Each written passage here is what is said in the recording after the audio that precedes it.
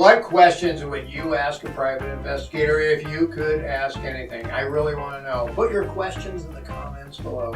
Let's quickly explore the top 5 questions people have said in the past that they wish they could ask a private investigator. Our first question involves the sometimes misperceived idea of surveillance being a little creepy. Isn't surveillance technically really just stalking? At face value, obviously, there are some similarities between a PI conducting surveillance and a creepy stalker watching people while they go about their day-to-day lives. A primary difference here is that in most cases, a stalker wants to make contact with the subject that they are stalking in some way, shape, or form. But when it comes to a PI conducting surveillance, we never want contact with our subjects. Contact with our subject is, in most cases, very detrimental to a private investigator in the case they are working.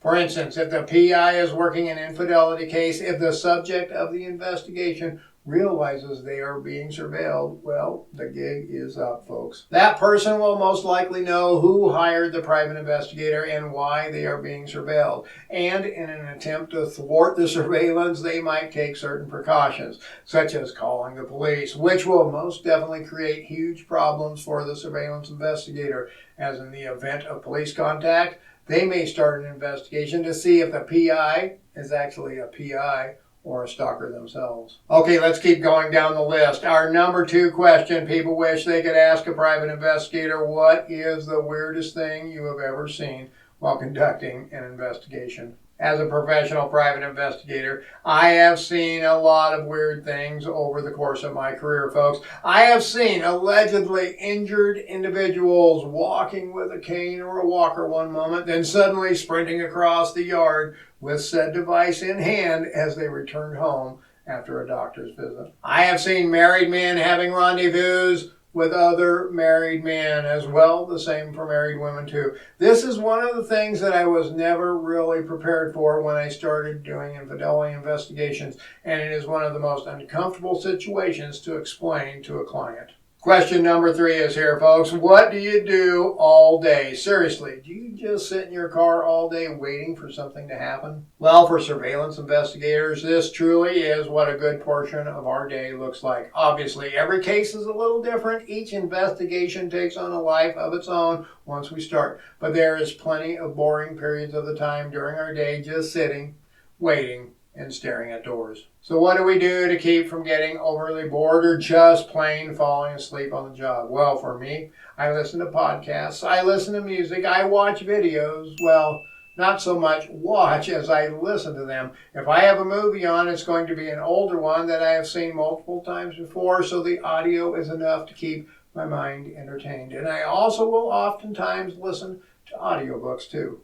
I don't play games on my phone, I don't sit and stare at a screen while a movie is playing, and I don't take my eyes off the prize, the door, the vehicle, or the house I am watching. One small slip up and the case will be a bust. Question number 4 involves the integrity of the stakeout itself. How do you surveil someone without people noticing you? Well, there are plenty of little tricks we use to maintain the integrity of our surveillance. For one, I always have a pretext story to use in case anyone does notice me. Obviously, I try not to be noticed, but sometimes it just happens. One of my most common and successful pretexts is the old process server, guys. I just tell people, I am a process server. I have some papers here and I am waiting for someone down the road. This is almost the perfect, guys, the perfect pretext in most scenarios for most surveillance jobs. I always have some papers with me that I can tap on and look at, face down, of course, when I say this. Most of the time, people are satisfied with this story and they go about their day-to-day lives and they leave me to do my job. Another guise I have used in the past is to tell people my wife just kicked me out and I have no place to go right now and I'm just trying to get a little shut-eye. This works perfect if you are in the back seat and you have a blanket next to you and maybe a pillow too. The downside to this pretext is some people may frown upon you just camping out in your car and they may call the police on you, so you have to be prepared for that situation should it arise. Question 5, do you ever break the law while conducting an investigation? The simple answer is no.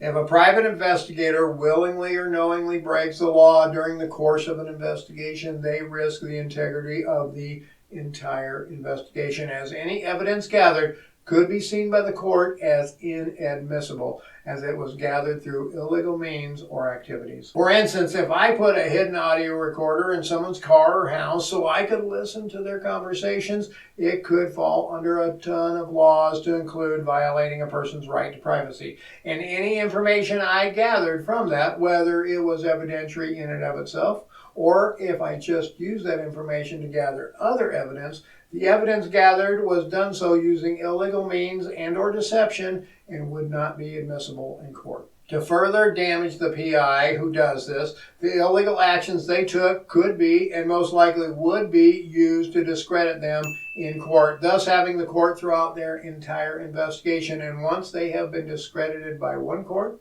it would be very difficult for that investigator to ever present another case in court without the other side using the pre-existing disqualification against them. Another question people ask about private investigators is this: aren't most PIs just retired cops or cops who couldn't make it as a cop?